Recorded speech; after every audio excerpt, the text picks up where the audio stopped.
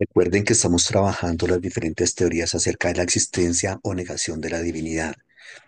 Hoy vamos a trabajar con el teísmo. Esta es la última teoría que vamos a presentar. Y el teísmo consiste en el planteamiento de la existencia de un ser espiritual, un ser supremo, que es catalogado como la realidad última. Todo viene de él, todo depende de él, todo tiene que llegar a él. Y entonces el teísmo es eso, el reconocimiento de un ser supremo, espiritual, y ya independientemente de cómo actúe o cómo se manifieste, porque aquí tenemos que decir lo que hemos venido planteando, de que obviamente todas estas posturas tienen eh, diferentes matices, ¿correcto? En el teísmo, obviamente no todos estarán de acuerdo en la manera en que se plantea que él actúa o se manifiesta. Pero independientemente de eso, lo que sí se habla es que hay un ser supremo. Eh, por otro lado, también se plantea que es un Dios extramundano. Eh, Allí hay que tener en cuenta este atributo de Dios, correcto, de la trascendencia, para no caer en el panteísmo, correcto. Así es de que es un Dios que no pertenece a este mundo, pero sí es un Dios personal, ¿correcto? Dios es persona, es el creador, y no solamente creador, sino preservador y gobernador del mundo. Aquí también está planteando cosas diferentes a muchas teorías de las que hemos venido dialogando en cuanto a creación, preservador y gobierno del mundo, ¿no? Eh, También se plantea que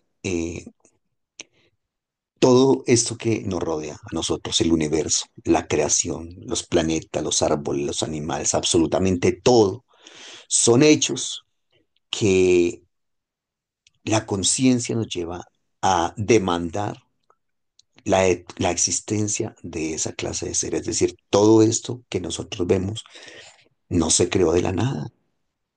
Tiene que eh, haber detrás de eso una inteligencia divina, perfecta, grande, poderosa. Eso se llama teleología.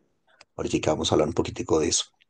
Precisamente los argumentos que utiliza el teísmo son los argumentos que también se les conoce como los argumentos de la teología natural o revelación general, que son el argumento ontológico, el argumento cosmológico, el argumento teleológico y el moral.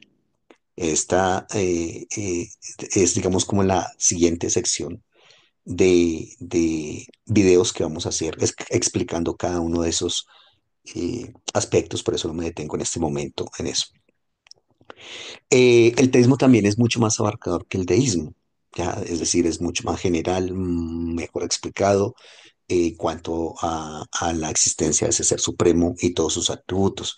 Y obviamente también puede servir como una alternativa al deísmo, ¿correcto? Puesto que de pronto hay personas que creen en ese ser supremo, pero el deísmo no les satisface totalmente, pues aquí hay otra postura que es esta que estamos planteando hoy, el teísmo, ¿ya? Esos elementos del teísmo están desde muy antiguo, en la filosofía griega, en Roma, e incluso muchísimo tiempo atrás. O sea, estas posturas son casi tan antiguas como el ser humano, que de pronto no estén tan, digamos, bien explicadas o bien construidas desde la argumentación, etcétera, porque eso se demora muchísimos años en construirse, pero reitero, todas estas posturas que nosotros hemos visto son casi tan antiguas como el ser humano. Ahora, el teísmo está muy íntimamente relacionado con el cristianismo y con el judaísmo, que son religiones monoteístas, ¿correcto? Y que proponen entonces la existencia de ese Dios con características similares. Emil Brunner, un teólogo, plantea que precisamente el teísmo ha prevalecido muchísimo solamente donde ha habido un fundamento cristiano. Y cuando hablamos de fundamento cristiano no me estoy refiriendo solamente al cristianismo evangélico. Recordemos que el cristianismo es una gran religión, una inmensa religión que incluye el cristianismo católico, cristianismo evangélico, que está como en los dos extremos cada uno, y está también el cristianismo griego ortodoxo, el cristianismo copto y otra clase de cristianismos que están allí, digamos, con segmentos más pequeños, pero en general todo es cristianismo, ¿correcto? Y también se dice que ha tenido un desarrollo vigoroso solamente donde ha habido una tradición teológica cristiana vital. Entonces, no solamente en el cristianismo como religión como tal, sino en la teología cristiana y que es una teología que se percibe como algo vital, ¿correcto? Es decir, como algo viviente. Eh, y ahí es donde se ha desarrollado bastante porque también utiliza todos esos argumentos, reitero, a favor de la existencia de Dios. Y también el teísmo propone que los seres humanos estamos hechos a imagen y semejanza de Dios. Aquí hay que hablar un momentico de los atributos de Dios. Recordemos que una manera, cuando empezamos esa serie de videos, eh, definíamos que era Dios desde el Catecismo de Westminster, ¿correcto? Y a Dios se define prácticamente a partir de los atributos. Y hay atributos comunicables y atributos incomunicables.